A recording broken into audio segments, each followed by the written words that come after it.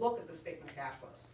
I mean, just check it out, especially when you're talking long-term plant, property, and equipment, long-term financing, or equity transactions. Look to see what's on that statement of cash flows, because that's what the cash is.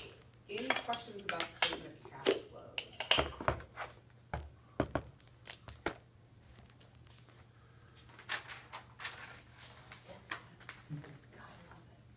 And it is actually warming up in here now that the door is open.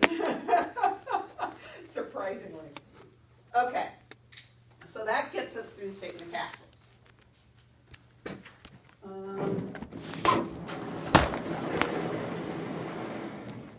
So then we start in with accounts receivable and that type of stuff. Okay, accounts receivable, and the related side of this, the income statement side, is sales, essentially. So we're really talking about the cash and customers idea again.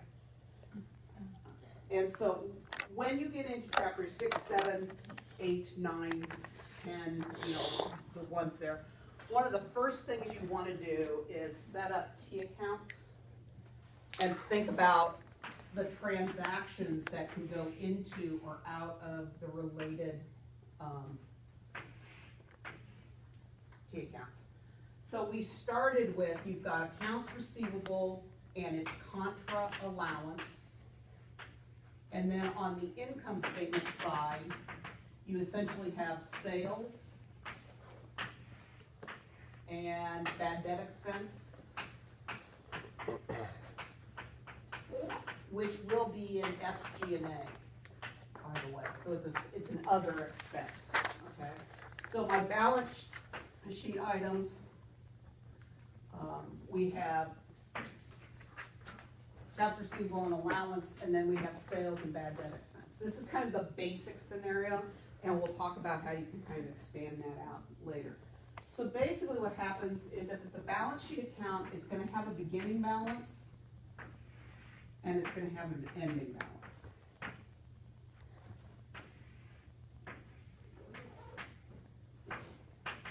Now, you can also do this as an equation. You know, all a T account is a visual equation. That's all it is. So the allowance, basically what's going to happen is the allowance goes up when you put the estimated bad debt expense in it. And it goes down whenever you write off uncollectible accounts. And remember, these write-offs are actual, whereas the bad debt expense is an estimate. That's all that happens to your allowance. There may be a few other things in there. If you remember, we did Pearson. Pearson also had a few other foreign currency type stuff. If you're buying somebody else's receivable, there may be a few other things in their account if they give you details about the allowance. In general, you can ignore everything but those basic ones. You should know where they belong. So in other words, if it's a plus, it's going to end up, if it's increasing the allowance, it's going to go on the credit side. If it's decreasing the allowance, it's going to go on the debit side. So in other words, these are all the increases, these are all the decreases here. So you should be able to kind of put it in there, but the things I'm going to focus on are going to be those two parts of this. Okay.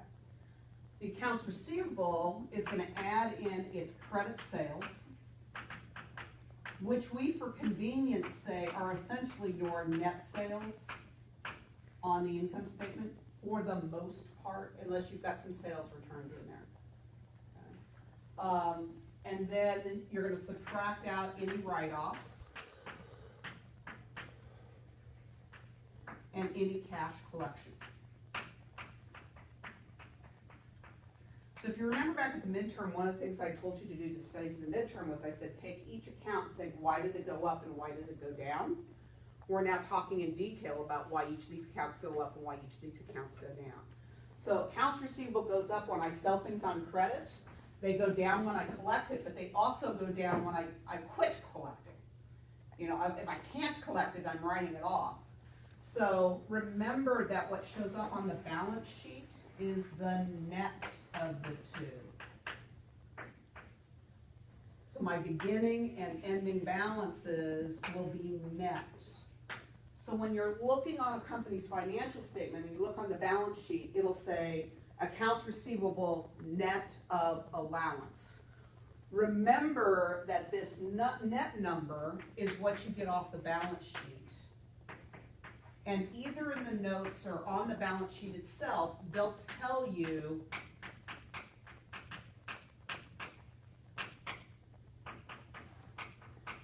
what that number is.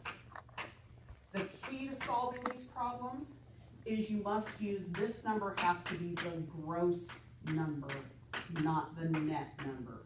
So in other words, you have to go backwards a little bit and say, okay, if this is my net number, and I know what the ending balance is, then my gross, you kind of go backwards from that.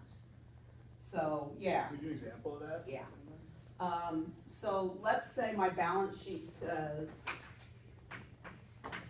accounts receivable net of allowance of 4,000 and 5,000.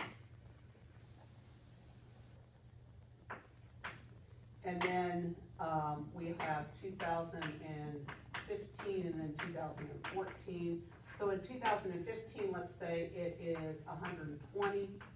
2014, let's say that's 105.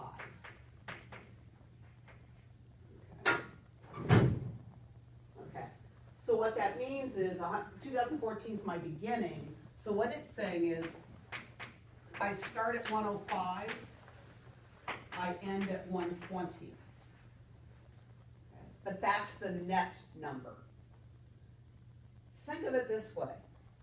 What we're showing net is this is the amount I think I will collect in cash. Because the allowance represents the portion you don't think you're going to collect. So net is of the 100% sales that I made. So if I made $1 sale, what we're saying is what percentage do I think I'm going to make into cash? What percentage do I think I'm not going to collect? So the net represents what I can turn into cash, and that's the definition of an asset. An asset is something that's going to have future value for you, something that is either cash or can be converted into cash. And so what we're saying is, even though I sell, in this case, at the beginning of the year, I sold 105 and my allowance was 5,000. So if my allowance is 5,000 beginning, then this number has to be 110, right? So it says I must have legally allowed to collect 100% of what I sold, 110,000. But I don't think I'm going to get 5,000 of it. So net, what I'm telling you is I think I can convert 105 into cash. Okay. Then at the end of the year, what we're saying is, oh, at the end of the year, my allowance should be 4,000. If it's net 120, then this number has to be 124. So that 124 minus 4 gives me 120. Okay. This is a legal document. If I can collect 100%, great. I don't think it's going to happen. This is what I think I can reasonably turn into cash. Yeah, Evan. Okay, so when it says that, I guess I understand, but the accounts receivable net of allowance 4,000, 5,000. What are those referring to the years, or I'm confused as to what? 4,000 is the 4,000 allowance goes to this year. 5,000 goes Gotcha. to that year. So it's always read in the same order. Okay. Okay, so the first number always goes with the first column. The second number always goes with the second So column. beginning balance, you apply the 5,000, and then ending balance, you apply the 4,000. Right. Okay, cool. Yeah. And so that's what that's telling you right there. Okay, bad debt expense. There are several ways to come up with bad debt expense. One is to use the percent of net sales method.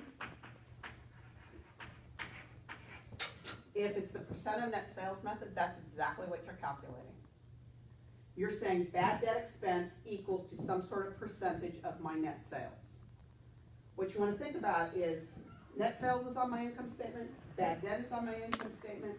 These two methods say I'm going to use my income statement to figure out my bad debt expense. I just calculate it, okay?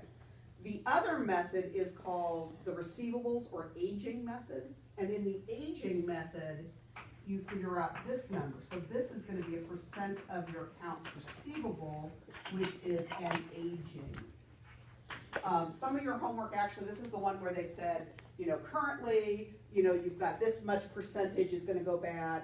Between 30 to 60 days, this percentage is gonna go bad. 60 to 90, this is gonna go bad, and over 120. Yeah. The percentage of net sales, is that an estimated? So if I'm estimating 5,000, it's the estimated 5,000 percentage of my net sales of Okay, so my 120. net sales on my income statement, let's say my sales on my income statement are 500,000, and then last year, let's say it was 520,000. Okay. So what we're saying is my net sales, my credit sales, that 500,000 would go right into. I'm assuming I'm selling everything on credit. That's a reasonable assumption to make in this day and age. So that 500,000, and then what I'm gonna say is, you know, based on past history, what I know is 1% of everything I sell goes bad. That's what I was going to ask you. So are you doing your percentage of historical context? Right. Right. So the percentage you come up with, 1%, 2%, 3%, is based on what have I done for, what are my, you know, what's the regression? Right. You know, that's basically what you're doing, is you're taking your data for the last 50 years and you're doing a regression. You're saying, if I input net sales, what is the amount, what's the percentage that comes out? But are you doing that, is it chicken or egg, right? So Right. are you percentage of net sales as you're estimating, or is your estimation coming as a historical That's what I'm trying Oh, to. it's, Well, this say- percentage is based on a history. Okay. So that is where your estimate is. Your net sales are actual net sales. Right. It's this year's net sales. So what we're saying is, my guess is 1% based on history of what I sell this year will go bad. So in other words, I expect my bad debt to be 5,000. Let's make that 2%, just because I don't want to run the same number again. So there, what I'm saying is, oh, that number has to be $10,000. If this is the way you're doing it, then what you know is my beginning is 5, my ending is 4, I put in 10. The only way I can get from 15 down to 4 is if this is 11. So I basically work backwards into my write-offs. Okay. Sometimes they give you all this in the notes. Sometimes they just give you a nice, Pearson did that. They had a nice little block and said, here's the beginning, here's what we added, here's what we took out, here's how we come up with the end. Okay, so sometimes they give that to you. If they don't, I would have to tell you, based on past history, use this percentage, if that's the method I want you to use, okay? Now, as an aging, what's gonna happen is, it's gonna say some percentage of my gross accounts receivable are gonna go bad. So in this case, what is 4,000 divided by 124?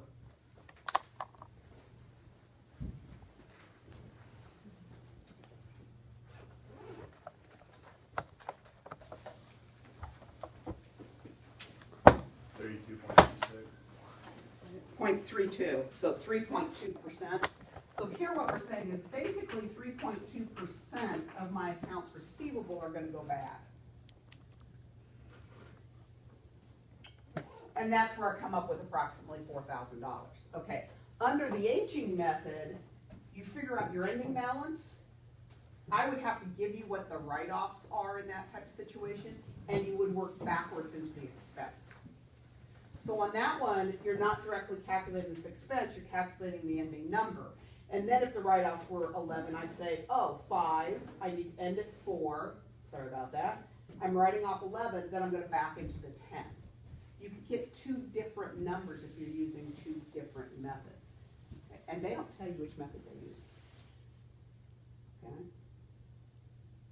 Subtle difference between the 2. Bad debt expense, remember, is an estimate, and it goes right to that area. Sales, we just said were 500,000. What happens is, I know what my beginning number is, I know what my ending number is, I know from the income statement what my sales are. Always solve your allowance first. That will give you your write-off number, because this number has to be the same number. You can then solve for cash collections.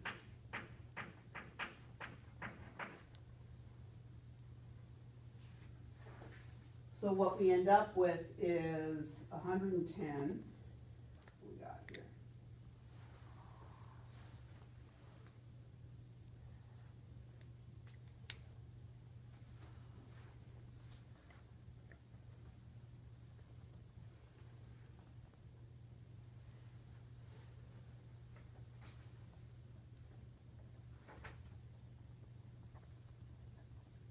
Like 475, does that sound about right? Or do I do the 475? Yeah. Should be about 475, I think. Would be my cash collection number. Because 110 plus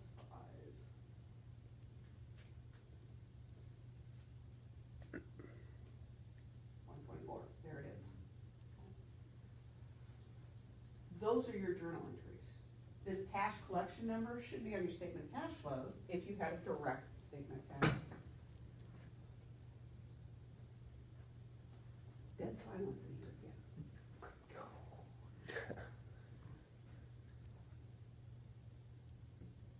So the starting point on each one of these chapters is do the T account. I mean, set up a T account. Know what goes into it. Know what makes that account go up. Know what makes the account go down.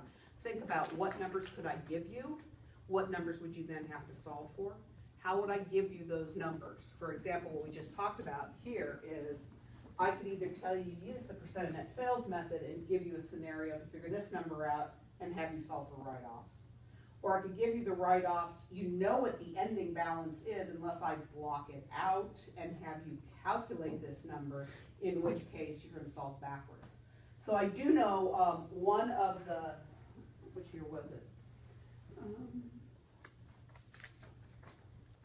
Like Church and Dwight, which is spring 2013, I actually had people do the aging, and they had to figure out what it was. And I think last year in spring 2014, I had them just do all the T account transactions, and asked them, what do you think? Which method did you think they were using? And part of that was actually in the footnotes that kind of alluded to the method that they were using in terms of that. The rest of it is, if you kind of look at a couple of years worth of it and your bad debt to sales number is always a constant percentage, then guess what? They're probably using the percent of net sales method. If on the other hand, you look at the percent uncollectible, which is in other words, this divided by this number, like we just figured out that percentage, and it's the same every year, guess what? They're probably using this method. You're guessing, when in doubt, they're probably using this method, the aging method.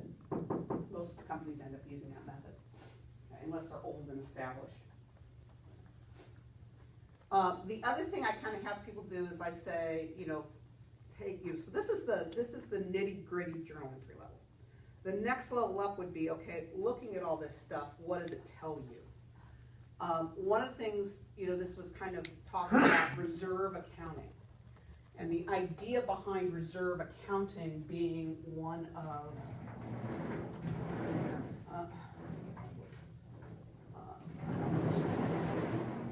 this here. Reserve accounting, or we kind of talked about the contingencies, it's all the same.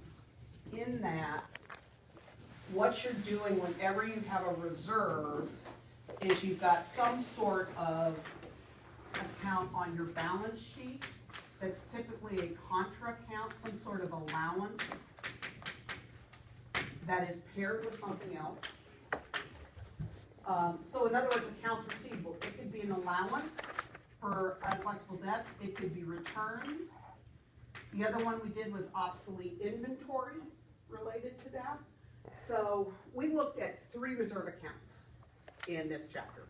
We looked at the allowance for doubtful accounts, we looked at sales returns, and we also looked at obsolete inventory as part of the next one. So Pearson looked at both the allowance and the sales returns, using sales returns as a reserve. Caterpillar, which was the inventory one, I had you do one question that said, okay, if I had obsolete inventory, what would I do? So those 3 cases are what you want to look at for kind of that higher level, what the heck is going on with reserve accounting. The whole idea behind reserve accounting is that you're gonna have some sort of,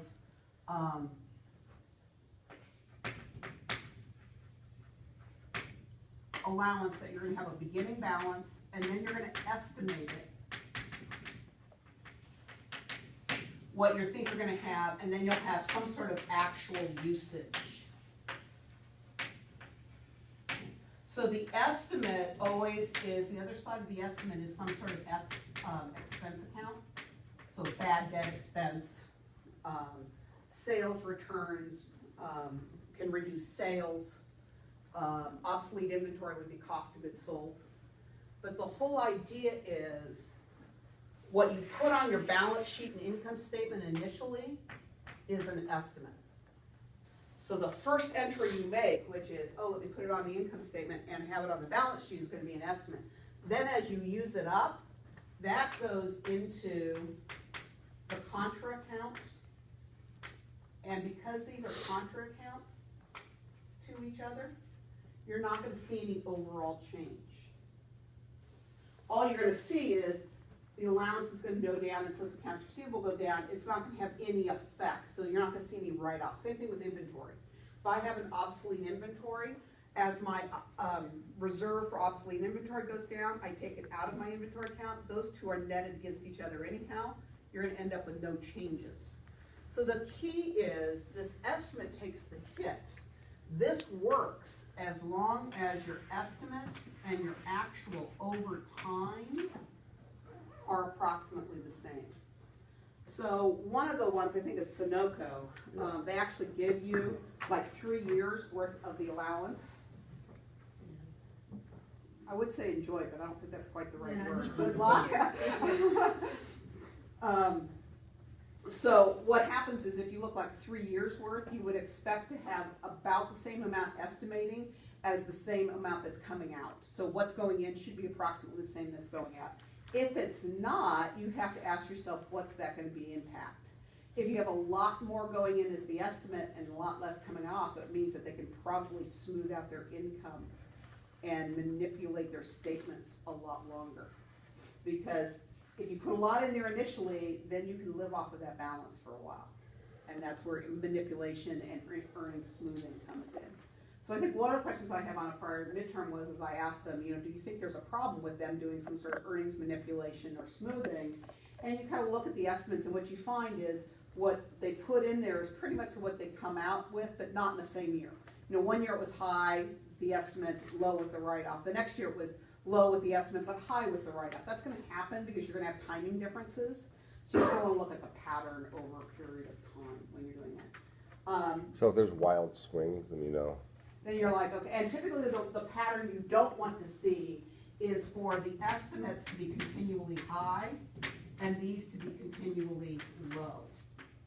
So in other words, if this is 10, this is 20, and this is, say, 15, but this number is 2, 3, and 2, what you've got is, you've put 45 into your reserve and you've only taken 7 out. You're going, why is that reserve so high? Well, what they're doing is they're saying, gee, we don't have to put anything more in the reserve for 5 years, or 6 years or 7 years. They can live off that balance for a while. And that's the pattern you have to be scared of. So in one of our two companies, Zimmer switched from how they were accounting for their consigned equipment or consigned implants in the field. So it went from, so their estimates for doubtful, ever actually getting, not that those would ever actually get implanted into someone. Right, but yeah, maybe expire in the right. field or whatever. Right. That would cause a significant change. Is that something that? They should, did they know, they must have noted that that's why they had a big change going on at that point in time? They noted they had changed their consignment policy, but they didn't note that that's why the change appeared on the balance sheet? Right. Yeah, that's one of those things you're gonna have to kind of carry through and say, okay, because this changed, the reserve changed because of the change of that accounting. And then you'd watch it for the next couple of years. Right. And make sure it kind of stabilizes it. So 1 year that might be completely out of whack, everything else is consistent. That's fine. Okay. 1 year where that type of thing, you change a policy, something strange happens that 1 year, it's gonna be out of whack for 1 year. If it continually is a pattern of being out of whack, then you have to ask, where are the auditors? Because the auditors are supposed to be checking this stuff, and you have to ask, what are they trying to do? Okay.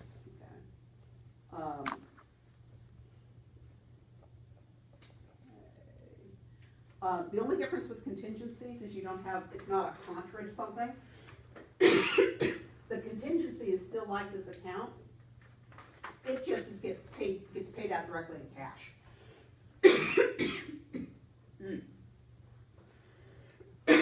But contingencies are a lot the same way, because what you're doing with a contingency, think BP yesterday, or the Kraft settlement for Starbucks, is you put a liability on the books and you estimated the expense that year. Every other year, you're never going to see another expense on the books. It's all going to be coming out of that account on the balance sheet. So, but very similar ideas. Because we do accrual accounting, because we want to match, we have estimates. And the minute you have an estimate, it's the quality of the estimate that you make that makes a difference. So in other words, we allow companies to make estimates in order to have an income statement that matches, that has income and expenses that match. But because we allow them to estimate, we're automatically giving them a way to start manipulating if you're not careful. So that's one of the things you kind of want to check with.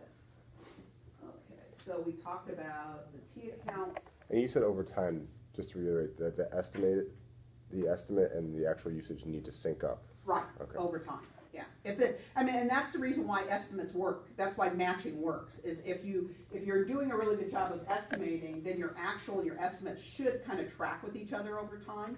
And in which case, it really doesn't matter that you've put an estimate on your income statement, because it actually matches the actual. The timing is just off. But the problem is, at the same time, people can be manipulative about that, and that's where you have to start being concerned. Are companies manipulating their financial statements?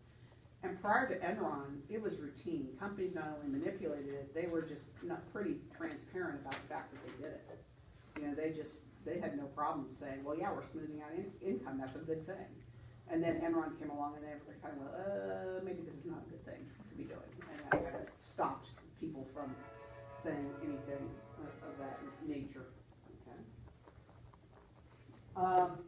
So the other things I have in accounts receivable chapter is I have understand the T accounts, solve for any unknown values, be able to do the percent of sales and the percent of receivables method, and then reserves are just kind of a variant of that. And I talk about factoring receivables. That's when you sell your receivables early. That's high. It's going to be conceptual. I mean, it's a high level question, you know. So each of these chapters, I've got building block levels, which are debits and credits, and how do things actually fit. And then I kind of have a conceptual, well, what does this mean level? You know, and so factoring receivables would be kind of a what does this mean level. Talking about these reserves or these estimates, that's kind of a what does this mean level. Remember, you don't have to get perfect on everything. You just have to give me enough that you understand. What do you mean factor of receivable? Factoring receivables means you're selling a receivable, or you're securitizing it, which means, remember we talked about cash flow manipulation. One of the problems with suddenly factoring your receivables is it shows up as cash and makes it look like you're collecting your receivables really good, when the reality is you sold them, which means you didn't get 100% for it. You took some sort of hit to that when you sell it. Lisa, you said you had, yeah. Well, I just kind of, so you're talking about selling receivables, selling bad debt.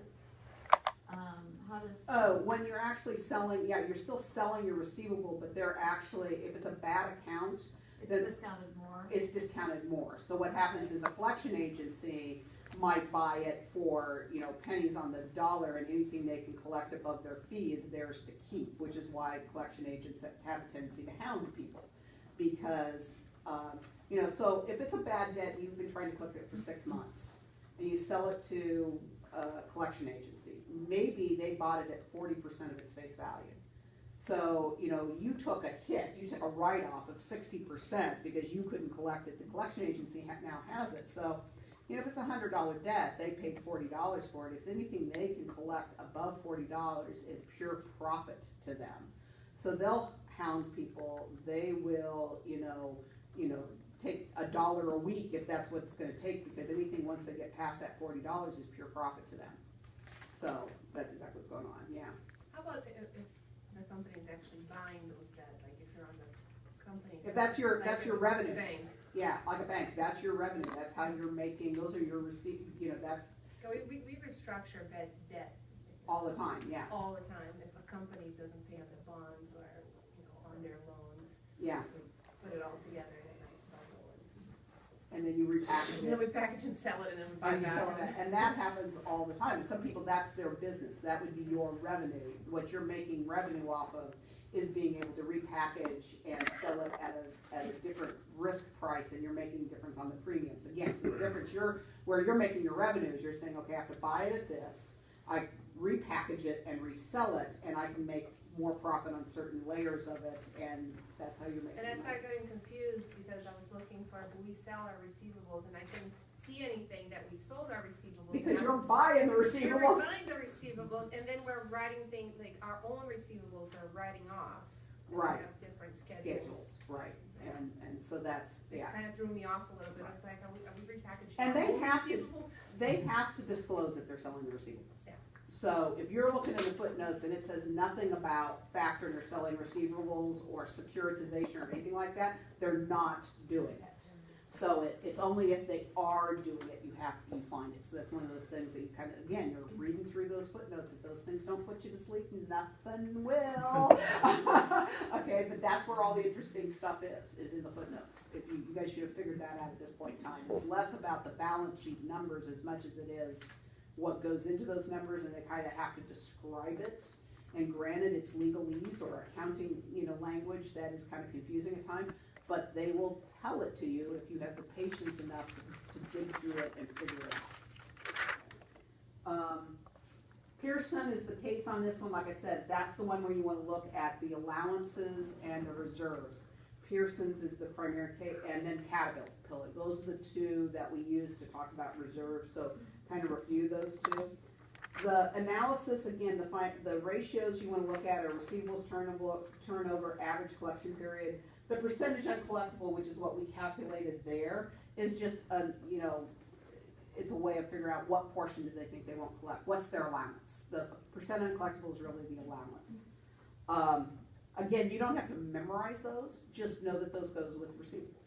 So that if I ask you to analyze something, you know to pick up those. And sometimes I will say, what happens to, and you'll see this in the previous questions, what happens to the turnover ratios or the day's collections if blank happens? If they were to sell their receivables, if they write off something, and so think your way through those. And as long as, the idea is if you know where things like write-offs affect things, then you can answer those questions. So using a ratio is just kind of another way of my saying what happens to the balance sheet, what happens to the income statement. I'm just doing it in terms of a ratio instead. And again, that's much more of a kind of a between what I would call a conceptual and a building blocks level. It's kind of that middle ground. Can you take the step between the building blocks up to the conceptual level and kind of do a mid-range analysis on that, okay? Any other questions on chapter 6? We're just booking through, yeah. 7, chapter 7, inventory usually is not a problem. I'd say receivables is the chapter that gives people the most trouble, along with the bonds chapter. Inventory in general seems to go fairly easily.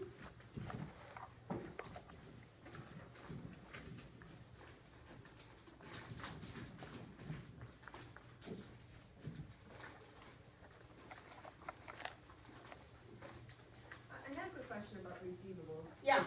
So if a company was to sell a receivable and they had an allowance, would that, let's say they have a $50 allowance and they're selling $100 worth of receivables, should we expect that $50 to be gone?